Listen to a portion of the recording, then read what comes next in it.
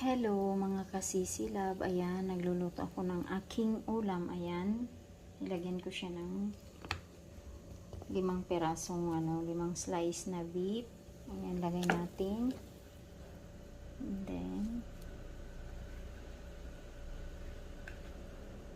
lagay natin ang bawang, ayan, kinakamay ko na kasi malinis naman ang aking kamay, and then, lagay natin ang onion, garlic yan kanina na una.